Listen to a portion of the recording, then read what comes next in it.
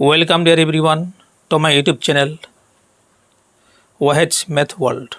I am Wahed. মই আজিৰ এই ভিডিঅ'টোত জেনেৰেল মেথমেটিক্স অহা HSLC 2026ত আহিব পৰা এটা সম্ভাৱ্য কেইটামান মাল্টিপল চইচ কুৱেশ্যন অৰ্থাৎ MCQ চেপ্টাৰ ৰিয়েল নাম্বাৰ্ছ অৰ্থাৎ বাস্তৱ সংখ্যাৰ পৰা মই আলোচনা কৰিম। তোমালোকে অতি মনোযোগেৰে চাবা আৰু শুনিবা, নিশ্চয় তোমালোকৰ পৰীক্ষাত সফলতা অৰ্জন কৰিব পাৰিবা। চোৱা তোমালোকে কুৱেশ্যন নম্বৰ 1, দুটা যোগাত্মক অখণ্ড সংখ্যা A আৰু B, দুটা অদ্বিতীয় সংখ্যা Q আৰু R থাকিব যাতে এই চাৰিটা অপশ্যনত কোনটো কাৰেক্ট হ'ব।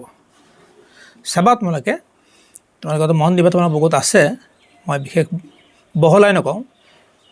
অপশ্যন এটো কাৰেক্ট। অপশ্যন এ চাবা, A = B³ + R, 0 is less than or equal to R, less than B।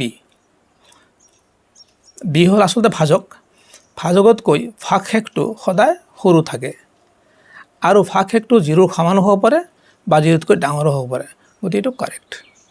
So' option এটো কাৰেক্ট। কুৱেশ্যন নম্বৰ 2 চোৱা, n এটা অখণ্ড সংখ্যা, যিকোনো যুগ্ম অখণ্ড সংখ্যা, ইয়াৰ অপশ্যন 4টা আছে, কোনটো হ'ব? যুগ্ম অখণ্ড সংখ্যা। তোমালোকে অখণ্ড সংখ্যাবিলাক জানা, এইটো ইংলিছত ইণ্টিজাৰ বুলি কোৱা হয়। অখণ্ড সংখ্যা আমি সংখ্যা ৰেখাতো বহাব পাৰোঁ। ফাৰ্ষ্টটো 0 থাকে, তাৰপিছত 1, 2, 3 এনেকুৱা অখণ্ড সংখ্যাবিলাক থাকে।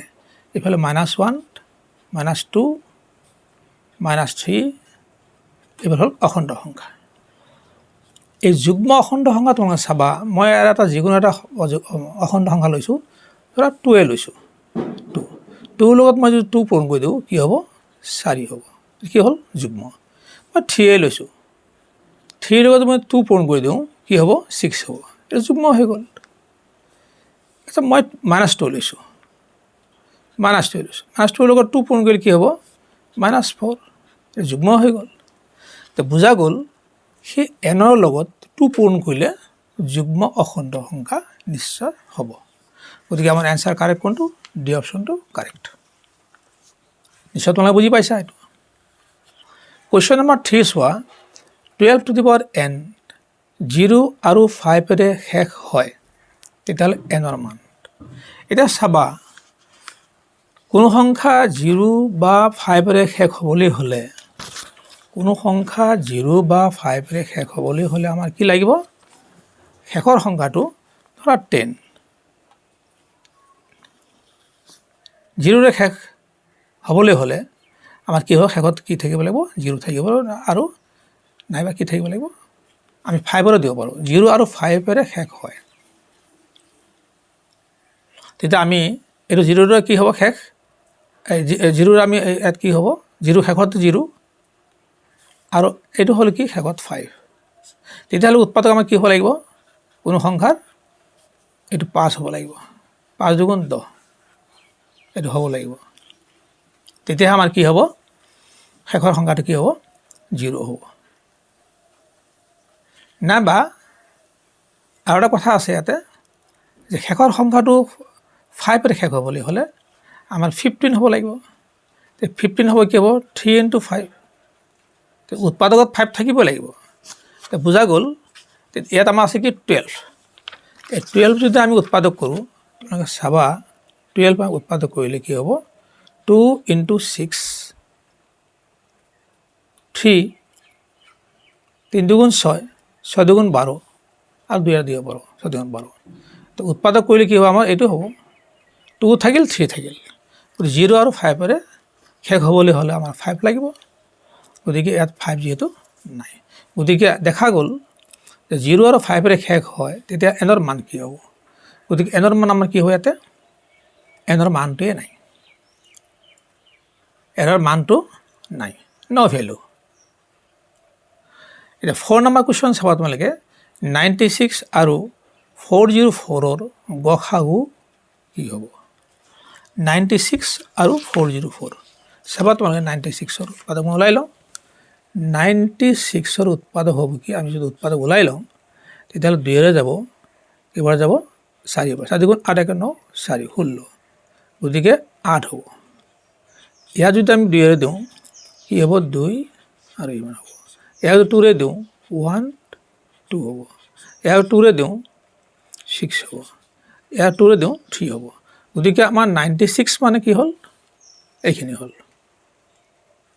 96 হ'ল 2 কেইটা আছে 1 2 3 4 5 2 to the power 5 into 3 হ'ল আৰু আমাৰ 404 এটোকে আমি উৎপাদক ওলাই লওঁ বেলেগ জায়গাত 404 অত ধুনীয়াকৈ চাবা 2ৰে দিলো আমি কি হ'ব দুবাৰ আকৌ 2ৰে দিলো আমি একবাৰ একবাৰ গতিকে আমি কি পালো 2 কেইটা পালো দুটা 2 পালো দুটা আৰু ইয়াত থাকিল 101 চাবা তেতিয়াহ'লে তোমালোকৰ HCF কি হ'বগৈ ইয়াৰ উৎপাদক আৰু ইয়াৰ উৎপাদক আটাইতকৈ সৰু কোনটো আছে কমন এইটো আছে 2 স্কয়াৰ হ'ব 2 স্কয়াৰ মিন্স 4 হ'ব গতিকে আমাৰ কি হ'ব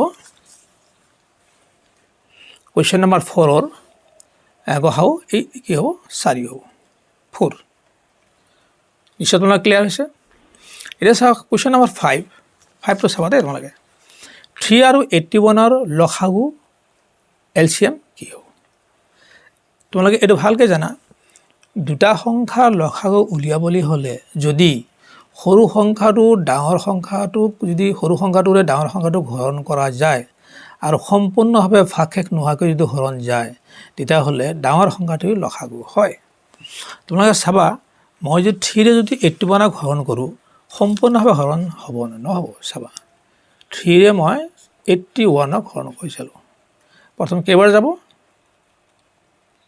বা এনেকৈ দিব পাৰোঁ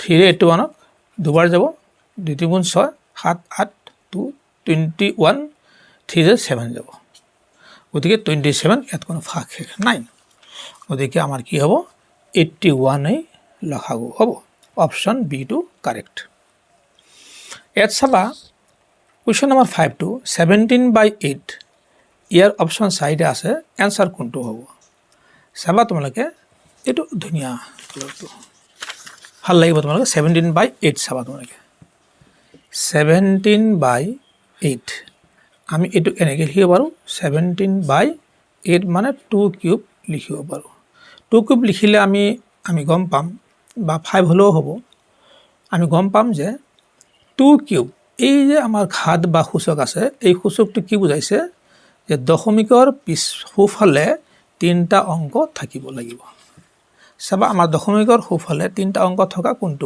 অপশ্যন আছে দশমিকৰ সোঁফালে কি আছে 4টা আছে নহ'ব কেনসেল দশমিকৰ সোঁফালে 2টা আছে কেনসেল হৈ গ'ল এতিয়া আমাৰ এই দুটাৰ ভিতৰত কোনটো কাৰেক্ট হ'ব এটা আমাৰ লাগে এটা আমি চাম যে 8ৰে 17ক হৰণ কৰিলে 3টা আছে ইয়াতো 3টা আছে 8ৰে 17ক হৰণ কৰিলে আমি কি কেনেকৈ পাম চাবাচোন বাৰু 8ৰে 17ক আমি যদি হৰণ কৰি লওঁ 17 ইয়াত 8 দুগুণ 16 2টো হ'বই 8 দুগুণ 16 হ'ব থাকিল কি 1 ইয়াত দশমিক দিলোঁ ইয়াত 1 দিলোঁ 0 দিলোঁ গতিকে এই 8ৰে 10ৰ মাজত কেইবাৰ যাব একবাৰ যাব গতিকে 1 থকা কোনটো আছে এইয়া এইটো 1 থকা আছে 3টাটো আছেই দশমিকৰ সোঁফালে 3টা অংক আছেই আৰু ইয়াত 1 হৈছে আমি হৰণ কৰি চালোঁ গতিকে বুজা গ'ল অপশ্যন চি টো কাৰেক্ট এতিয়া আমি চাম 6 নম্বৰটো 6 নম্বৰটো ইয়াত দিয়া আছে এটা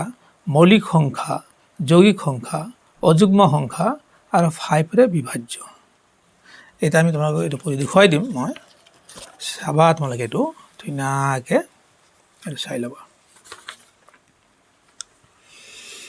ইয়াতে 6 নম্বৰটো চাবা দেই 7 × 11 × 13 + 13 এইটো মই কৰি লওঁ যদি তেতিয়া দেখা যাব যে এই 13টো কমন যাব 13টো কমন হ'ব 7 × 11 + 1 থাকিব থাকিলে আমি এইটো লিখিব পাৰোঁ 7 × 11 77 78 13 আৰু ইয়াত 78 থাকিল। চাবা এইটো কিন্তু যুগ্ম হৈ গ'ল। তো যুগ্ম আমাৰ ইয়াত কি আছে? অযুগ্ম হৈছে যুগ্ম, এইটো কেঞ্চেল। মৌলিক সংখ্যা নহ'ব, উৎপাদক কেইবাটাও আছে ইয়াতে। মৌলিক সংখ্যাৰ উৎপাদক নাই, 1 আৰু সেই সংখ্যাটোৱে, গতিকে সেইটো নহ'ব। গতিকে আমাৰ ইয়াত উৎপাদক আছে, মৌলিক সংখ্যা নহ'ল, অযুগ্ম নহ'লে কেঞ্চেল। যৌগিক সংখ্যা হ'ব, কেইবাটাও উৎপাদক থাকিলে তাক যৌগিক সংখ্যা বুলি কোৱা হয়। কেইবাটাও উৎপাদক থাকিলে যৌগিক সংখ্যা বুলি কোৱা হয়। ইয়াক আমি 2ৰে হৰণ কৰিব পাৰোঁ, উৎপাদক আৰু ওলাব, গতিকে যৌগিক সংখ্যা হয়। 5ৰে বিভাজ্য নহ'বই, যিহেতু 0 আৰু 5 শেষৰ ফালে নাই, গতিকে 5ৰে আমাৰ কি হ'ব? বিভাজ্য নহয়। এনচাৰ কোনটো হ'ব তেনেহ'লে? যৌগিক সংখ্যা হ'ব। যৌগিক মানে কি? উৎপাদক কেইবাটাও থাকে, গতিকে বি অপশ্যনটো কাৰেক্ট। ভিডিঅ'টো চাই কেনে লাগিল কমেণ্টত জনাবা, এটা লাইক দিবা, বেছি বেছিকৈ শ্বেয়াৰ কৰিবা, কিন্তু চেনেলটো ছাবস্ক্ৰাইব কৰিবলৈ নাপাহৰিবা। Wait for my next videos. Thank U.